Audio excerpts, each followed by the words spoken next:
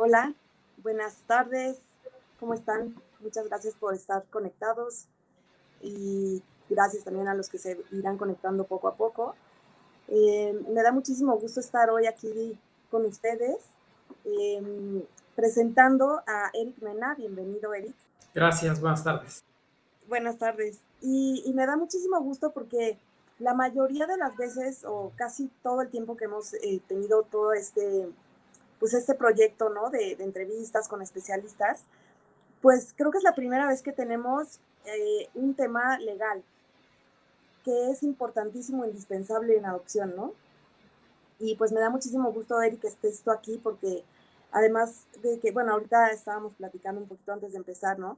Que, bueno, ahorita voy a leer su currículum y van a ver, pues, que tiene pues un gran expertise en todo el tema legal, pero además, pues tu historia personal te ha hecho acercarte a toda la parte de adopción, ¿no? Y pues seguro vamos a aprender muchísimo de ti el día de hoy.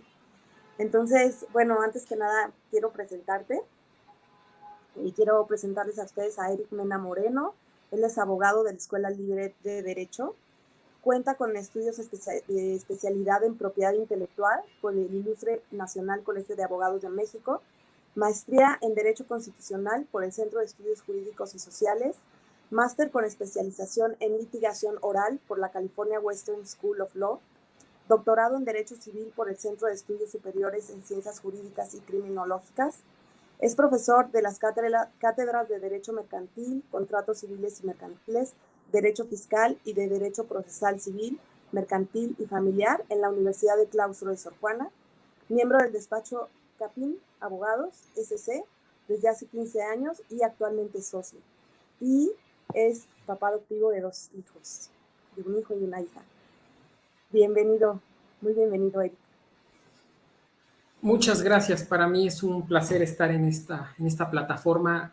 Reconocerte primero, Georgina, por la extraordinaria labor de difusión que estás haciendo en los últimos meses sobre el tema de la adopción. Y dos, porque creo que tu plataforma y la de Norma Rodríguez, que también me dio mucho gusto ver esta noticia la semana pasada, este trabajo en conjunto que van a hacer, pido que aquí en México podamos tener referentes internacionales que la verdad no teníamos y no conocíamos. Yo mismo inclusive aprendo día a día de esas conferencias y de esas participaciones que ustedes nos piden. El conocimiento nos ayuda a todos. Sí, muchísimas gracias. Y pues la verdad es que qué alegría que estés aquí también presente porque hay muchos temas, ¿no? Y a mí me movió mucho la última entrevista que tuvimos antes de la de Norma, antes de presentar esta alianza que hicimos sí, con Familia Aprendiendo, tuvimos una charla entre la tríada de la adopción, ¿no? Así le pusimos. Y me comuniqué contigo antes de tener esa charla porque me causó pues mucha curiosidad el tema, ¿no? De que ahora las madres biológicas pues está viendo que están encontrando a sus hijos. Y bueno, ya lo platicaremos ahorita, vamos un poquito en orden cronológico, pero me parece importantísimo y por eso el título de la charla, ¿no? Que no nada más tenemos que saber del tema legal cuando vamos a adoptar o cuando está el proceso de adopción, sino que ahora vamos viendo que ya es algo que a lo largo del ciclo vital adoptivo vamos a tener que tener contacto con abogados o con mediadores, ¿no? Familiares que puedan apoyar a nuestros hijos en la búsqueda de orígenes, ¿no?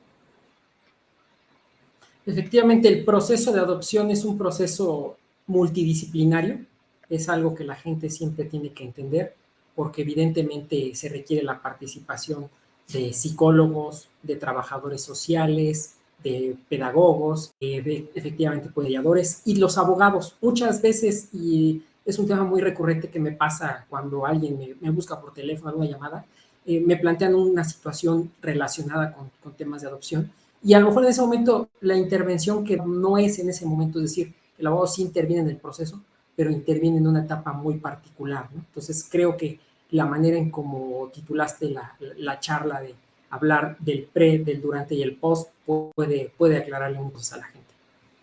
Sí, exacto. Oye, y entrando en materia, ¿en qué momento podemos decir que comienza esta relación legal con la adopción? O sea, ¿en qué momento, pues, se habla ya legalmente pues, de adopción, ¿no? En la parte legal. El derecho aborda definitivamente la adopción en todo momento, puesto que la adopción es una figura del derecho de familia. La adopción implica el crear un parentesco consanguíneo permanentemente entre adoptantes y adoptados. En algunas ocasiones la adopción implica además la pérdida de la patria potestad, es decir, de este derecho sobre la persona de un menor de edad respecto de quien biológicamente le correspondía. Entonces, el derecho tiene que regular y siempre lo ha hecho desde la figura de la adopción existe desde Roma, fue inventada por el derecho romano, pero en concreto la intervención de los abogados, como lo decía, sí es diferente, ¿no? La etapa en la que intervienen los abogados es muy particular, aunque en ocasiones el Estado también a través de su personal, de sus funcionarios, puede intervenir en cierto proceso, ¿no? En ciertas fases muy particulares. Así es. Y entonces, de pronto los papás como que decimos, bueno, pues el proceso empezará cuando yo busco convertirme en padre o en madre, ¿no? Pero en realidad empieza un poquito antes, ¿no? Cuando el niño pierde el derecho de vivir en su familia, ya sea porque la mamá o la familia biológica, bueno, la mamá en este caso lo abandone o lo entregue legalmente en adopción, o sea, como que ahí ya empezó, ¿no? El trabajo legal, o cuando son retirados de sus familias.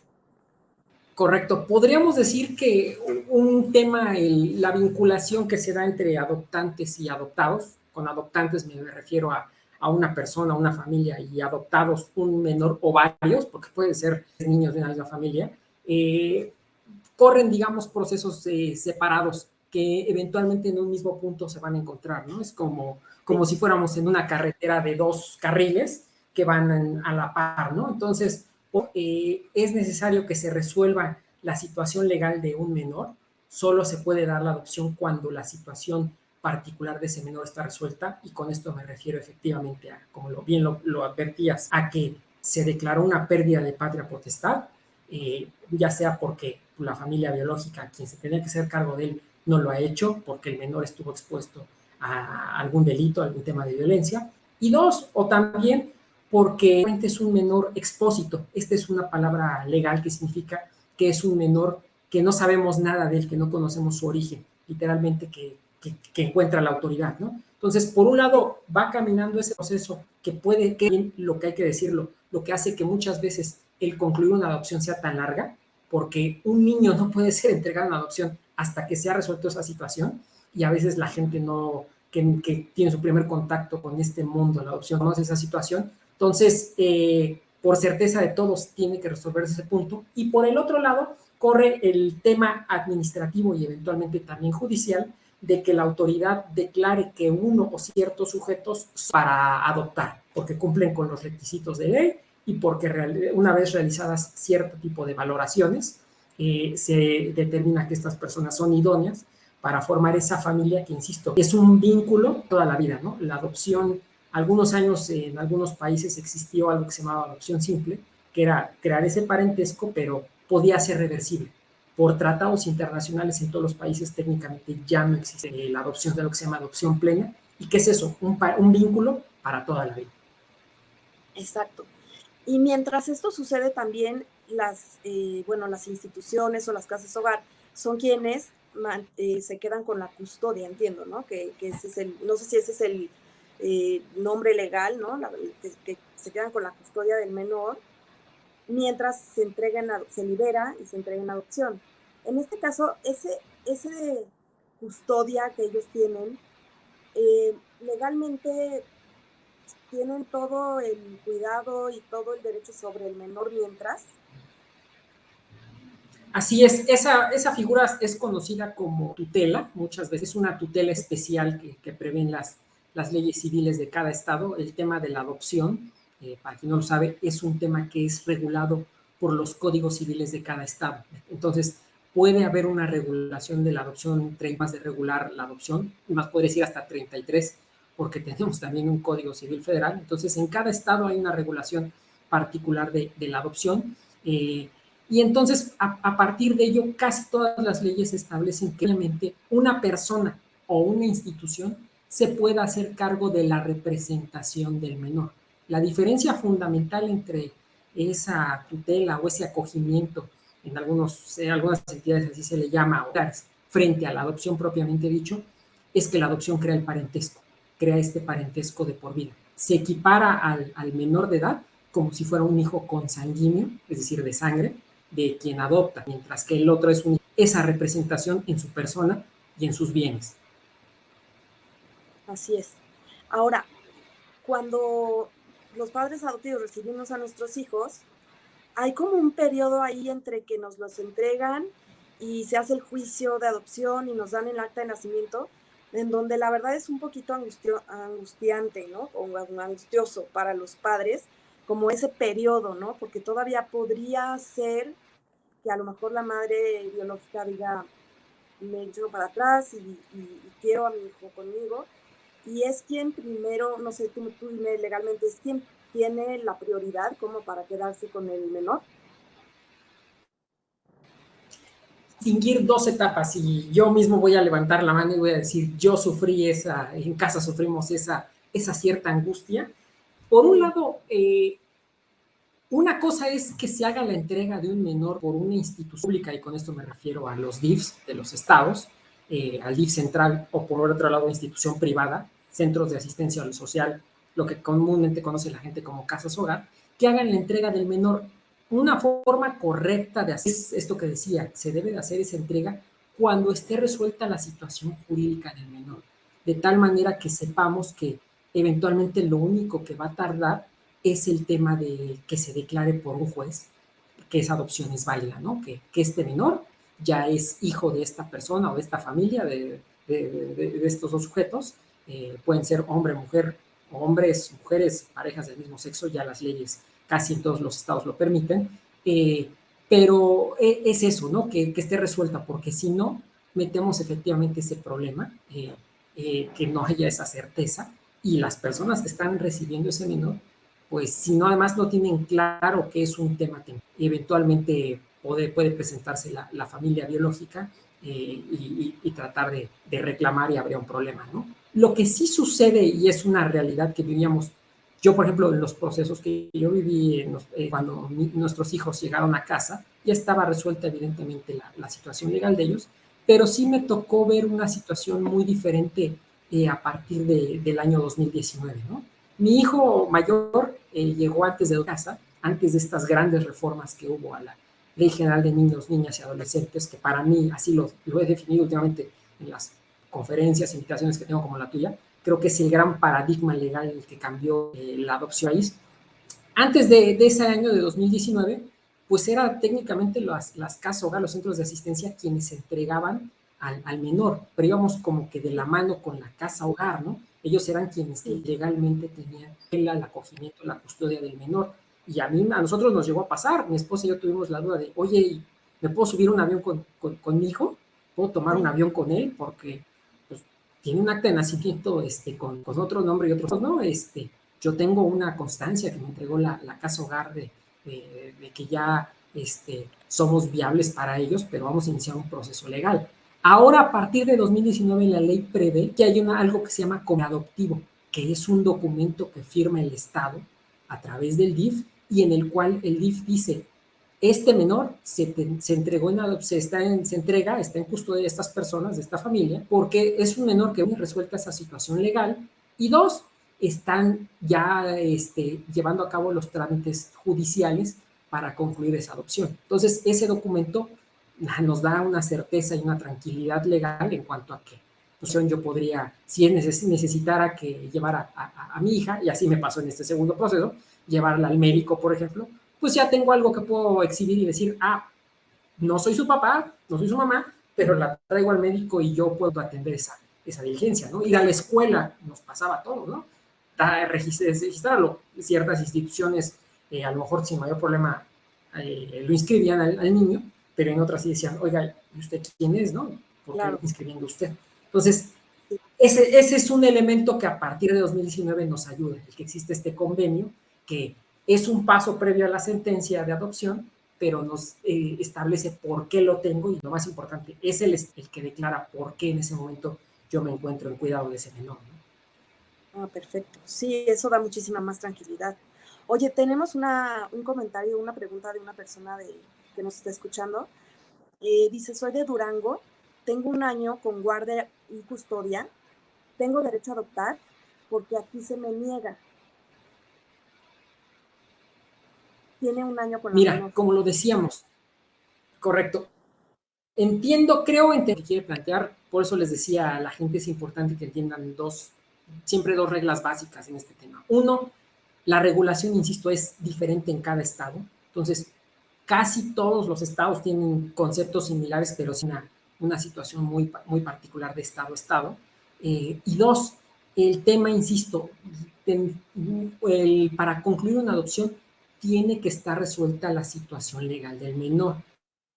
Entonces, puede ser la experiencia que ella está narrando, que está contando, puede ser que ella, esto que define como guarda y custodia, sea lo que en otros estados se conoce como acogimiento, como tutela, que venía mencionando, y es, ustedes por ahora saben de ese menor, asume esa representación legal, pero no tiene un parentesco con él, no es su hijo, no lo ha adoptado. Entonces, primer punto, ¿no? Usted tiene una razón legal para tenerlo a su custodia, a su cuidado, pero hasta. Dos, seguramente no se puede adoptar porque no está resuelta la situación legal del menor. Es decir, no se ha declarado la pérdida de patria potestad de los padres biológicos, del padre o la madre biológica, hasta de los abuelos. Las leyes establecen que a falta de los padres son los abuelos de ambos grados, ambos lados, padre y madre, quienes pueden hacerse cargo del menor. Entonces, técnicamente, solo un juez puede declarar esa pérdida de patria potestad, que esa situación no ha sucedido. O bien, no se trata de un menor que haya sido declarado expósito. No hay que hacer esta pérdida de patria potestad cuando el menor es encontrado y tenemos la certeza, la tiene el Ministerio Público después de una acuciosa, de que efectivamente no hay alguien que se pueda hacer cargo del menor, ¿no? Y para esto tiene que pasar, o sea, hay una fecha de caducidad, digamos. O sea, ella dice que tiene 1 año con la menor, ¿Qué ¿no? ha Pero pasado? Marcado esta reforma de 2019 estableció ahora términos muy concretos para que la autoridad, porque es la autoridad la que tiene que hacer, proceda a promover esa declaratoria, primero ante ellos mismos, una investigación que ellos hacen, y después le pidan a un juez que declare que por las condiciones particulares se debe decretar la pérdida de patria potestad del menor. Entonces, por ejemplo, ahora las leyes marcan que administrativamente, en un plazo hasta de 120 días hábiles, tendría que darse esa situación. La realidad práctica es, no sucede tampoco así, insisto, porque hay que reunir ciertos elementos en cada caso concreto.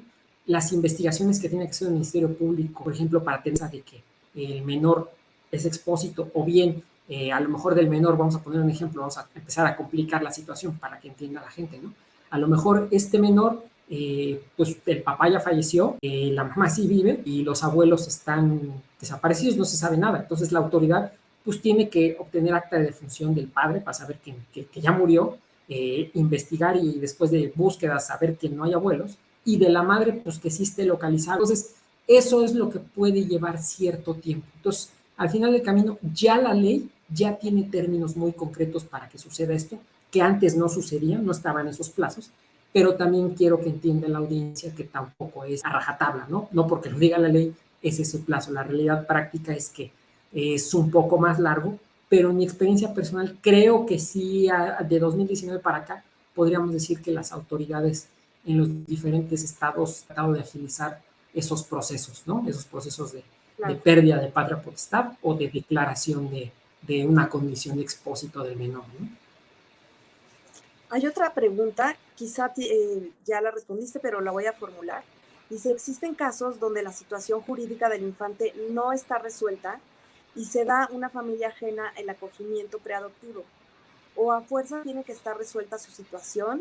Es un caso del DIF de la Ciudad de México de este año. Y lo pregunta por los cambios en la ley que mencionas. Ok, es lo que decía, ¿no? Muchos estados, muchas leyes ya permiten, ya regulan estos acogimientos, pero todas las leyes establecen, y en parámetros generales, eso. El acogimiento por regla general, es una situación, es dar una custodia, un cuidado del menor, pero que entienda la gente, o sea, sí se les debe de avisar que no es de adopción, ¿no? Cosa diferente de este que ya llama la ley acogimiento preadoptivo, en el que técnicamente se da porque sabemos que eventualmente ya la autoridad ya tiene cierto grado de certeza por los procesos que corrió, quiere concluir la adopción y lo único que falta es cierto tiempo, ¿no? Entonces, antes de esto, efectivamente creo que pasaba mucho y era ese tema, ¿no? Había ciertas instituciones que podían dar al menor en acogimiento, en la certeza de que no había padres biológicos, de que era un menor expósito, pero tampoco se había hecho esa declaración. Entonces, pues también voy a ser objetivo, para mí eso no era, a lo mejor no sería del todo correcto, porque puede pasar eso, ¿no? Mientras no haya esa eventualidad, siempre hay ese riesgo, ¿no? Cosa diferente de cuando lo correcto es que ya entregó al menor porque ya está resuelta, ¿no? Hay me parece que es una extraordinaria persona que conoce el tema y en alguna conferencia que tú tuviste hablaba de algo que se llamaba buenas prácticas en el tema de la adopción. Sí. Creo que una buena práctica de las instituciones es esa, otorgar, dar a un menor en preacogimiento, a un menor que ya está resuelta su situación.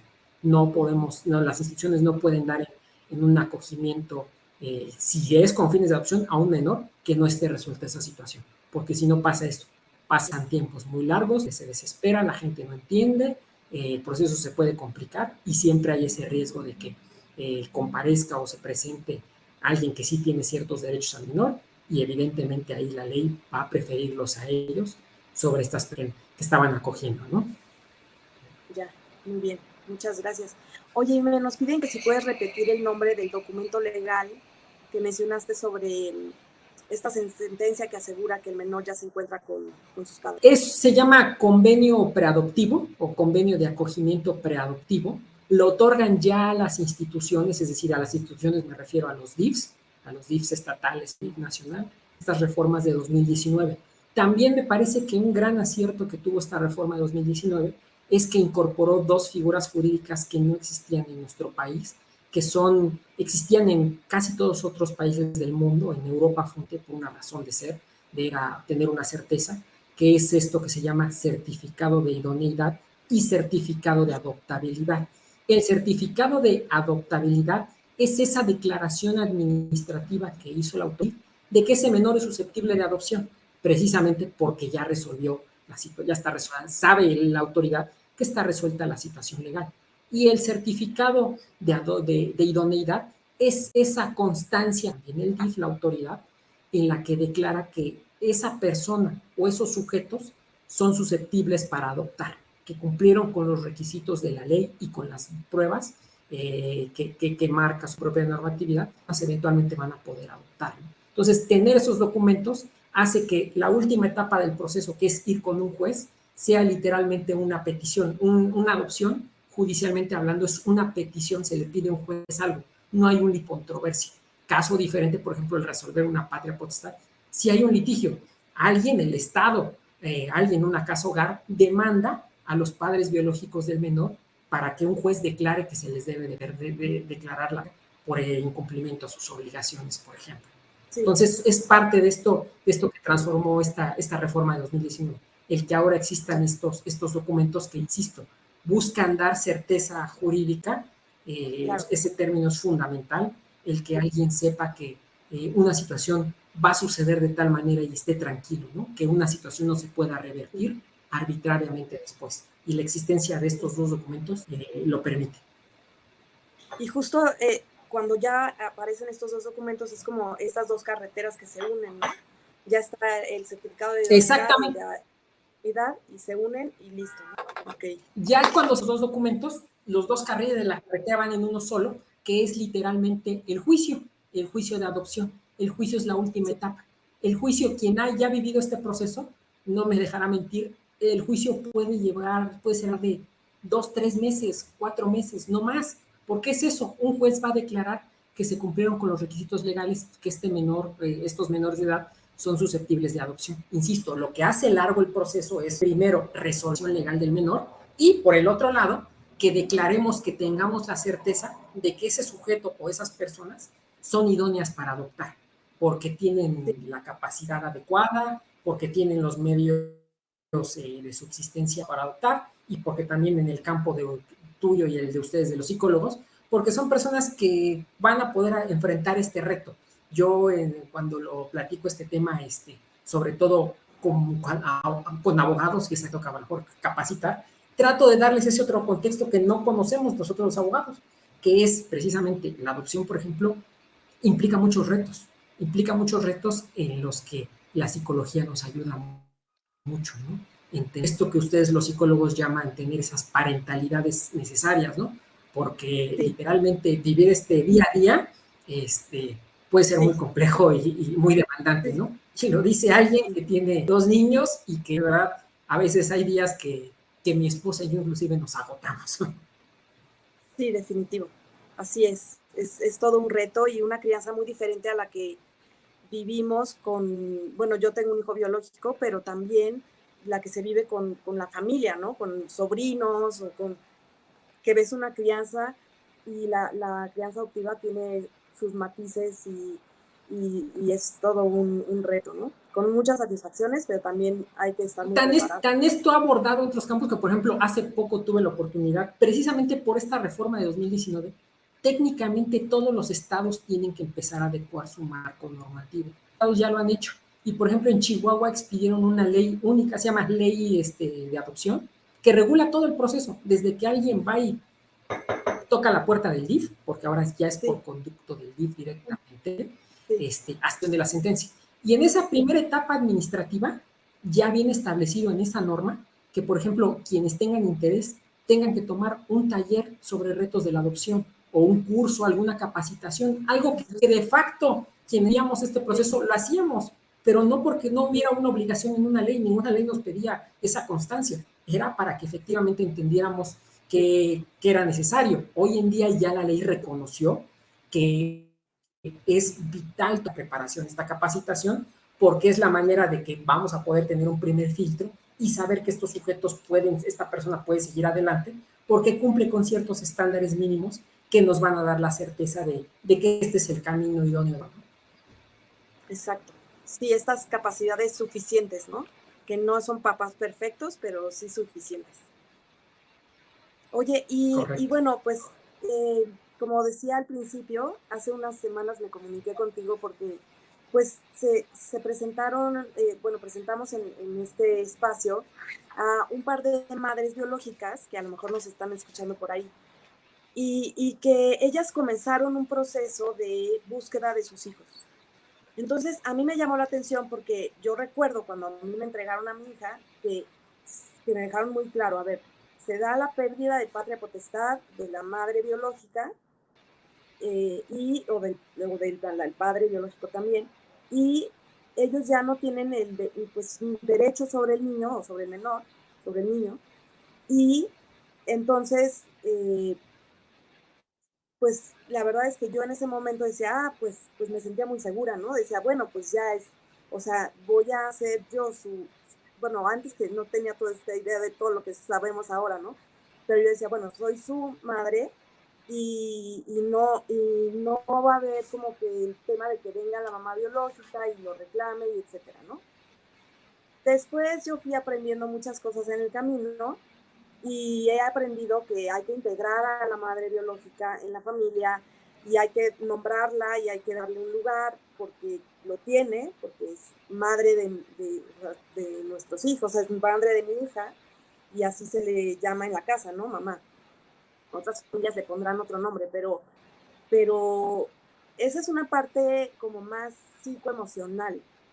Pero en el tema legal me acerqué a ti porque dije, ¿cómo funciona? O sea, ellas tienen este derecho de buscar a sus hijos legalmente, ¿cómo es? Mira, creo que así como la psicología ha evolucionado con los años, así como efectivamente ahora ustedes, mejor que nadie, los expertos en el tema, nos han dado prácticos y tangibles de por qué se debe de hablar del padre o de la madre biológico, por qué está presente y entendemos que muchas veces nuestros hijos manifiestan ciertas cosas por eso, porque están pensando en ello. Claro. También el de evolucionado y ha entendido que esta situación es necesario regularla. Este tema, entendí bien tu preocupación o tu pregunta, porque precisamente por el contexto particular que tú tienes, que fue como empecé esta charla, ustedes nos han permitido a través de esta plataforma acercarnos a otros conocimientos que no tenemos. En otros países del mundo es un tema que ya está regulado, de la misma manera que se va regulando temas de la ciencia que cambian el mundo, ¿no? El derecho se tiene que adaptar a la ciencia, y así como ya se regula la gestación subrogada, así como se regula en algunos países la inseminación artificial, así como se regula el tema de la clonación, etcétera, que llegaron al día a día, y cuando llegaron la ley no decía nada. En algunos países se empieza a regular esos temas de los orígenes. En el caso particular de nuestro país no hay una regulación como tal. Sin embargo, yo tengo antes que sí puedo comentar en este momento dos artículos muy particulares de la ley que me permiten explicar, eso sí, qué es esto, ¿no? Y es, uno, entender que en esa búsqueda de los orígenes no se incurre en alguna conducta indebida, es, inclusive me atrevería a decir que es un derecho natural de cada quien el saber su origen, tanto de cualquier persona, no solo me refiero a adoptados, sino en general saber dónde venimos, qué somos. Entonces, por un lado, lo que sí marca la ley es esos antecedentes de nuestro hijo o hija adoptado tienen que tener cierto resguardo, porque el que culmine una adopción con una implica que va a haber ese, como tú lo dijiste, va a cambiar el nombre, van a cambiar los apellidos, se va a expedir un acta de nacimiento, o inclusive hoy en día hasta una CURP, un pasaporte diferente al menor. Entonces, toda esa información se resguarda. Yo, en frente concreto, yo ahorita podría ir a investigar eso, porque yo soy el representante legal de mis hijos, y yo tengo toda la información, pero mis hijos ahorita son menores de edad. No es que la ley no se los permita por un tema de adopción, es porque son menores de edad y ellos no sí mismos actúan por medio de un representante, el representante soy yo, entonces yo podría ir a hacer esa búsqueda. Pero ellos cuando sean mayores de edad, cuando cumplan sus 18 años, van a poder hacer por propio derecho esa búsqueda. La ley nos dice en la Ciudad de México, artículo 406, la resolución judicial, se refiere a la sentencia que decreta la adopción, se guardará en el apéndice del acta, quedando absolutamente prohibido dar información sobre ella, es decir, dar información sobre la adopción, porque hay información sensible del menor, e inclusive también puede haber información sensible de nosotros, quienes adoptamos. Quienes adoptamos nos sometimos a una batería de pruebas psicológicas y de trabajo social que tienen información muy particular que hoy en día hasta por un tema de seguridad personal, pues no puede estar expuesta a la gente, ¿no? Dice, excepto en los siguientes casos, y siempre que sea por un orden de un juez, cuando el adoptado mayor de edad desee conocer sus antecedentes familiares. Si fuere menor de edad, se requiere el consentimiento de los adoptantes. Entonces, si el menor de edad, si en esta búsqueda de estos orígenes, el menor no lo puede hacer, tiene que ser por conducto de sus padres adoptivos. Cuando es mayor de edad, lo puede hacer libremente. Y si alguna autoridad, alguien se lo impidiera, este es el fundamento, este artículo 406 Código Civil de la Ciudad de México, para pedirle a un juez que obligue a esa autoridad, a esa institución que tenga esa información, a que se la dé, porque es un derecho conocer ese origen, digamos, ¿no? Sí. ¿Y cuánto tiempo o sea, es indefinido el tiempo en el que estos documentos están custodiados o hay un momento en que se destruyen? Justo esta es una pregunta que ayer me hacía mi hija. Ella tiene 22, tuvo cierta inquietud a los 18 de conocer su expediente, tuvo algunas experiencias en la casa hogar donde ella estuvo, pero su expediente tal cual no lo tiene. Y me dijo, mira, no quiero conocerlo todavía, no estoy lista y preparada, pero sí lo quiero tener porque qué tal que lo destruyen porque caduca el tiempo o algo. Y dije, bueno, pues mañana le voy a hacer esta pregunta a Eric porque no sé si esto sucede. Sí, y procede por una razón, porque finalmente, así como intervienen una pluralidad de profesionistas en un tema de adopción, evidentemente en la autoridad pueden concurrir una pluralidad de autoridades, y las autoridades en su normatividad interna tienen plazos para tener resguardo de información. La realidad es que la existencia, por un lado, en nuestro país de leyes que protegen datos personales ha obligado a que las autoridades deban de conservar la información, y hoy en día también tecnológicos permiten que esa información se resguarde en medios que antes no se tenían, ¿no? Entonces, antes sí había mucho riesgo de destruir esa información, de que se perdiera, pero hoy en día porque eran expedientes que junto con cualquier otra cosa acumulan Sí, espacio, ¿no? Y eventualmente después, claro, todos lo sabemos, todos, por ejemplo, algo muy concreto, todos sabemos que nuestra contabilidad tenemos la obligación de sí, tenerla 10 años, no más, porque sí, ocupa mucho espacio, ¿no? Pero hoy en sí, día, sí, el que existan estas herramientas tecnológicas, que en una memoria, en un microfilm, antes era en alguna base de datos, se pueda tener. Entonces, no es que haya un plazo estándar, depende de cada autoridad, pero yo creo que hoy en día hay menos riesgos que antes. Antes esa posibilidad a partir de eso, ¿no? De que es documentos que ocupan cierto volumen, ¿no? claro, claro. Y bueno, regresando un poquito al título que le pusimos a esta charla, es como que a lo largo del ciclo vital adoptivo, cómo vamos a ir encontrando la necesidad de acercarnos a la parte legal o abogados, ¿no? Y justo es cuando ellos empiezan a preguntar, que ya nos dijiste que puede ser antes de que cumplan la mayoría de edad, y entonces los padres tienen pues esa capacidad de ir a solicitar la información, o cuando son mayores de edad y ellos ya van y buscan su información, ¿no? Antes de eso, encontré también, perdón, encontré otro artículo que creo que también, sin que estuviera planteado en este tema, es de otra figura legal, algo que se llama reconocimiento de hijos, pero es reconocimiento en general. Tutela, hay que entender eso, que la ley, sin que se refiera a nuestro campo específico, ya reconocía esa prerrogativa que tenemos todos a saber nuestro origen. Dice el artículo 385, está permitido al hijo y a sus descendientes investigarla. Es decir, es un derecho, no puedo etiquetarlo humano porque no es eso, los derechos humanos tienen una connotación muy especial, pero sí es un derecho que puede decir básico de cualquier ser humano, el conocer sus orígenes. Y sin que específicamente en una ley se puede dar ese paso, ¿no? Sí, fíjate que algún día los derechos humanos,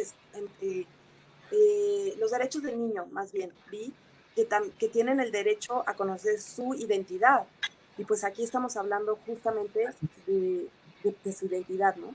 Ese sí es un derecho humano, el derecho a la identidad. Entonces, está implícitamente relacionado, ¿cierto? Así es. Exactamente.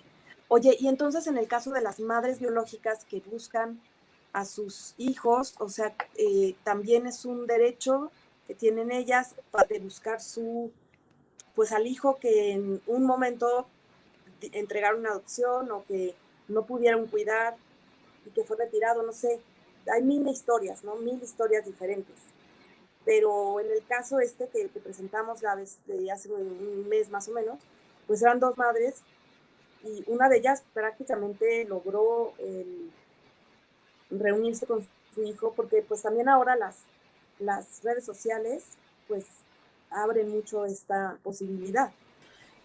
Esto es como entender como una moneda que tiene dos caras. Así como decía que de este lado de la cara la ley permite que los padres que adoptaron cuando el menor, cuando el niño es menor de edad, o el propio adulto ya, es decir, mayor de 18 años, pueda buscar sus orígenes, hay que entenderlo ahora del otro lado. Entonces, si en este momento esa búsqueda él es menor de edad, no hay manera de que ellos puedan obtener esa información. Porque precisamente como está en este periodo de cierre que yo resguardé esa información a autoridad, ellos buscan, no tiene una razón de dárselas, ¿no? Y cuando sean mayores de edad, podría inclusive pasar lo mismo. Nuevamente, porque si yo, el que tiene el derecho para abrir esa información, que son los padres por adopción, o el lado no lo hace, de este lado no tienen razón para hacerlo, ¿no? Entonces, desgraciadamente, te podría decir que el otro lado de la cara, el lado de los padres biológicos, ellos no tendrían del todo esa práctica. Si la otro lado no han dado esa posibilidad, ellos no habrá manera. Y creo que podrían a lo mejor buscar algún recurso legal, tratar de plantearlo, pero me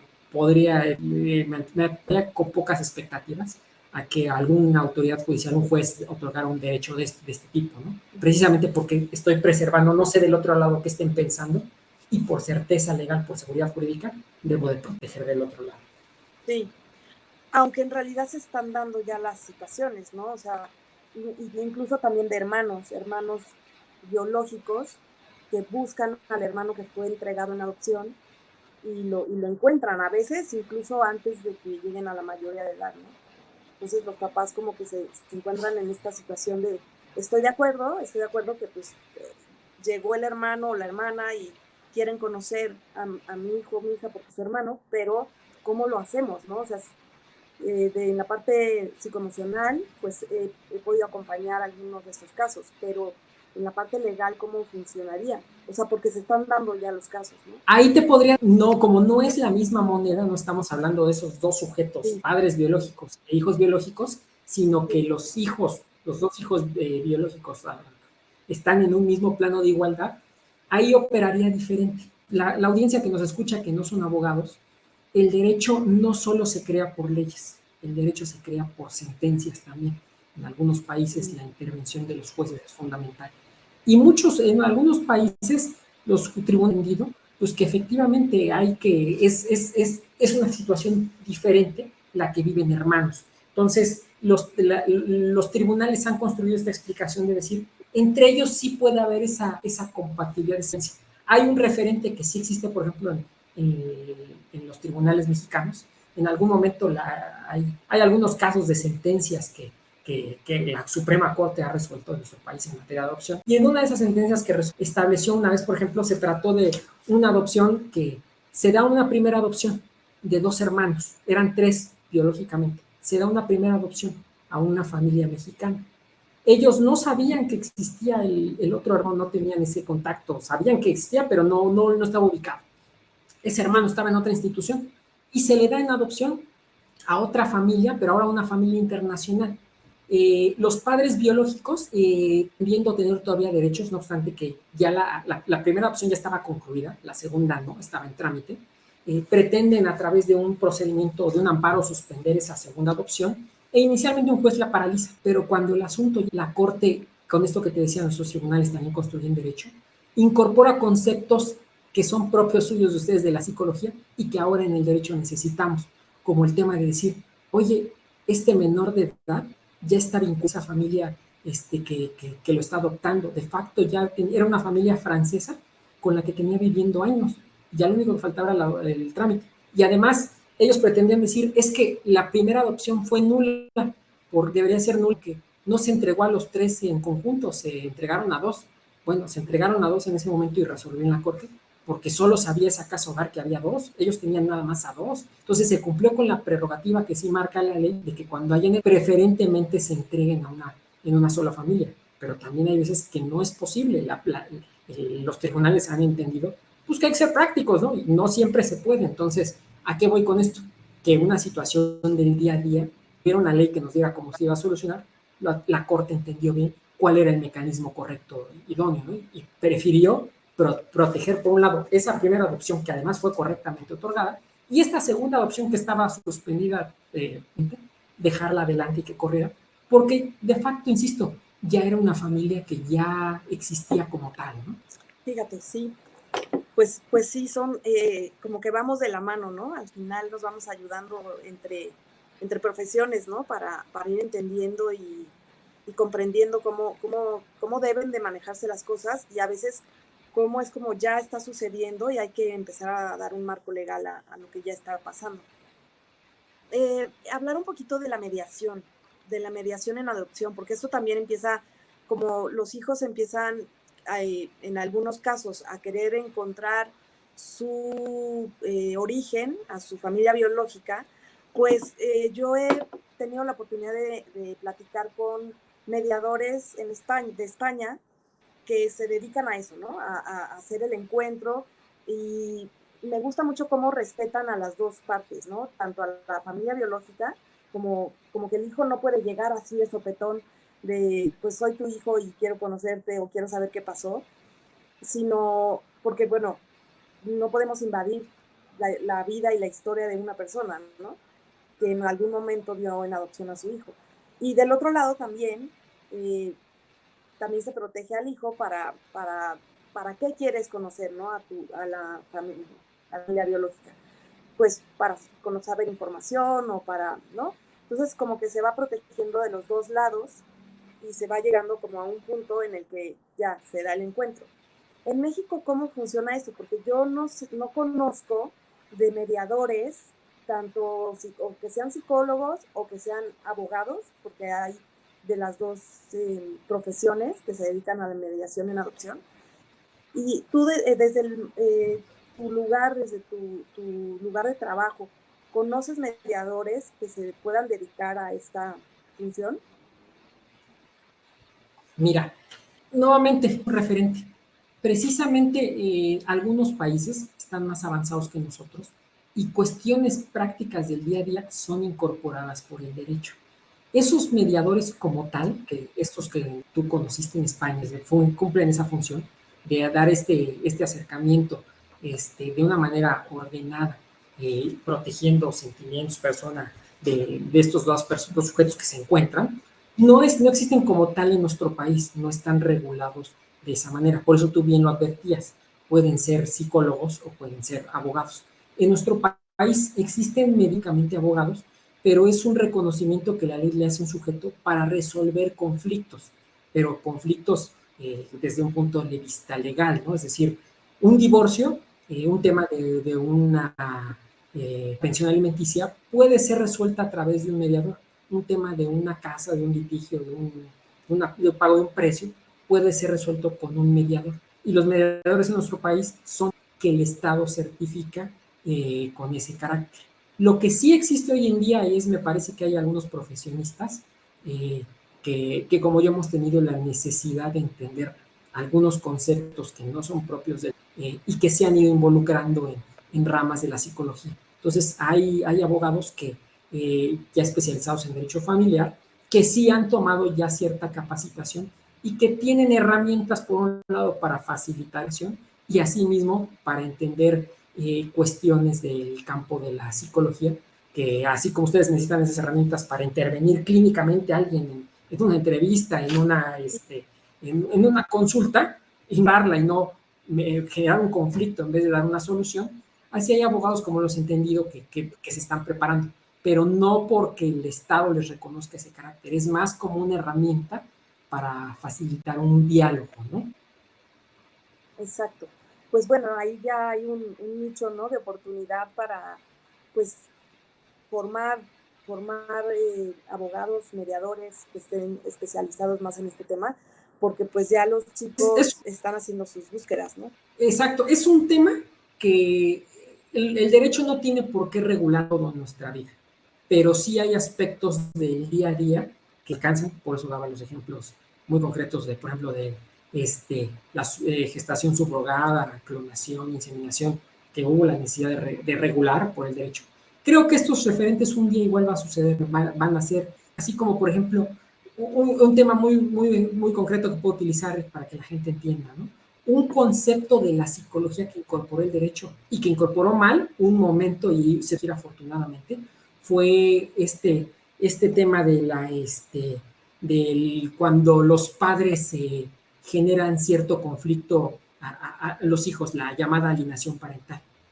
Ah, sí. Es un tema, un concepto de la psicología que en el derecho no conocíamos y algunos legisladores en algunos estados empezaron a regular sin conocer el contexto psicológico y después en los tribunales teníamos problemas porque cumplía una cierta descripción y todo pensaban que era alienación y tuvo que venir la corte a nuestro país a resolverlo y decir, a ver, es un concepto de la psicología que se tiene que entender de esa manera, que no podemos regular como definimos lo que es divorcio, lo que es homicidio, lo que es robo, pero que sin embargo sí es una realidad que puede existir y que día a día se debe de construir y a partir del auxilio de especialistas, psicólogos, podemos ya en un caso concreto saber si se está presente, pero más que nada para remediar, no como desgraciadamente se utilizaba en nuestros tribunales para tratar de dar una consecuencia legal que fuera, pues que se decrete una pensión de convivencias, de patria potestad. Entonces, creo que igual de la misma manera, este tema de la mediación para búsqueda de orígenes biológicos es un tema que eventualmente podrá inmergir en el derecho regulado, ¿no? Exacto, en algún momento, poco a poco vamos avanzando. Oye, y bueno, tenemos otra pregunta.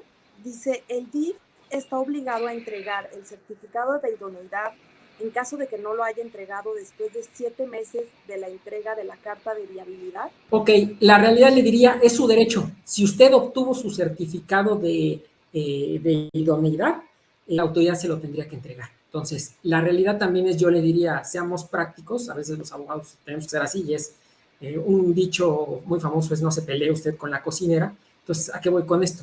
Sin entrar tampoco en conflicto. Es decir, porque hay herramientas legales con las que podría requerirlo, pero seguramente si usted tiene este documento es porque usted está corriendo un proceso de adopción. Entonces, busque la manera, asesorado debidamente, de que sin que sea un choque directo, es decir, sin que tenga que interponer recursos que prevé la ley, se le entregue, ¿no? Porque eventualmente todos el documento lo va a tener usted. El documento va a llegar al expediente para el juez para que decrete la adopción, ¿no? Sí. Pero si la pregunta es, tiene derecho a que se le entregue. Oye, Eric, pues mira, se nos está ya terminando el tiempo y nos queda un tema súper grande pendiente, que quisiera nada más que nos dieras como una probadita de qué se trata este nuevo Código Nacional de Procedimientos Civiles y Familiares y cómo se va a ver beneficiar la adopción. Y quiero, pues, de una vez comprometerte para ver si podemos hacer un nuevo una nueva espacio con esta información, porque me parece súper importante hablar de ello y de algunos otros temas, pero una probadita, ¿qué es este nuevo código? Miren, así como inicié inicialmente, y creo que a veces mucho propongo estos puntos al principio de una charla, una plática, porque son pilares fundamentales para que la gente que no es abogado entienda dónde están parados. Sí. Así como les dije que la adopción se regula por las leyes civiles y cada estado de nuestro país tiene sus propias leyes civiles, los juicios en nuestro país, también cada estado tiene su propia ley para regular los juicios. Y un juicio en la Ciudad de México no se rige de la misma manera en el Estado de México, ni en Baja California, ni en Mérida, ni en Yucatán, ni en Jalisco, etcétera. Entonces, de la misma manera, los requisitos formales de la adopción los regula la ley civil, el Código Civil. Los requisitos procesales para que en un juicio se decrete una adopción los regulan las leyes procesales civiles. Hay 32 leyes procesales civiles en nuestro país, 33, perdón, 32 por cada estado y una federal. Pero nuestro país reconoció que a veces en México tenemos una herencia centralista, surgimos como una sola gran nación y todo estaba centralizado. Entonces, en materia penal, hace años, hace casi 10 años, se transformó nuestra ley, se llama Código Nacional de Procedimientos Penales, y es una sola ley que va a llevar los procesos penales en todo nuestro país, no los delitos cada estado los sigue regulando, pero la manera en cómo se dicta una sentencia, un juicio estándar. Se hizo algo similar en materia civil, de tal manera que en el 2017 nuestro legislador estableció en la Constitución que vamos a tener un solo código en todo nuestro país que va a regular todos los juicios de todo en materia. Entonces, lo mismo un tema relacionado con un contrato, con una compraventa, con un arrendamiento, con un pago de daños y perjuicios, que un tema de un matrimonio, de un divorcio, de alimentos, van a ser regulados por esa sola ley procesal. Esta ley al día de hoy no ha sido expedida. El legislador federal, el Congreso de la Unión, que es quien la tiene que emitir, está en mora y ya tiene mora de mucho tiempo, al punto que el asunto y la Corte declaró que estaban en retraso, pero les puso un tiempo así ya fatal. Entonces esperamos los abogados que antes de que se acabe este año se pueda tener ya este código. Este código, me anticipo también, para que tengan esa tranquilidad, no va a entrar en vigor inmediatamente, porque insisto, va a regular todo. Para nuestros abogados, los abogados va a ser nuestra herramienta de trabajo, quienes nos dedicamos al litigio, porque insisto, desde un tema de un contrato, un tema familiar, todo va a estar regulado en esa ley. Entonces, seguramente el legislador va a poner un plazo de 4, 8, 6 u 8 años para que entre en vigor, pero eventualmente todos los juicios de adopción van a ser iguales ahora sí en nuestro país. Ya no va a haber esa forma de trámite diferente entre la Ciudad de México, Baja California y Yucatán. Entonces, de eso se trata el Código Nacional. Una sola ley procesal que va a regir los juicios en nuestro país. Insisto, no existe todavía, esperamos que salga este año y de que salga a que entre en vigor va a haber un plazo que va a dar el legislador para ello. Claro, y que al final esto, creo, Eric, no sé, tú me dices, pero creo que al final los más beneficiados serán los niños, ¿no? Que tengan procesos legales más ágiles y en todo el país parejo, ¿no? No por estado. Exacto. Va a ser un estándar que va a establecer, va a establecer una manera muy puntual y concreta que va a tener que ser idónea igual en casi todos los estados, en todos los estados, perdón. Y además, la manera en cómo se está vislumbrando este juicio de adopciones, porque es la gran transformación que trae. Casi todos los juicios ahora van a ser orales, en todas las materias. Entonces, evidentemente, la adopción va a estar tocada. En algunos estados ya es oral en algunas etapas, en algunos estados es oral completamente. Esto va a hacer que sea oral en todos los, y eso, la oralidad, la verdad es que sí nos ha permitido que los juicios sean ahora más ágiles y más concretos. Claro. Oye, y bueno, antes de terminar, quisiera nada más dar voz a una persona que dice, soy mamá por adopción desde hace 16 meses y me encuentro en el primer juicio de pérdida de patria potestad. Ha sido sumamente lento el proceso y muchos costos de por medio.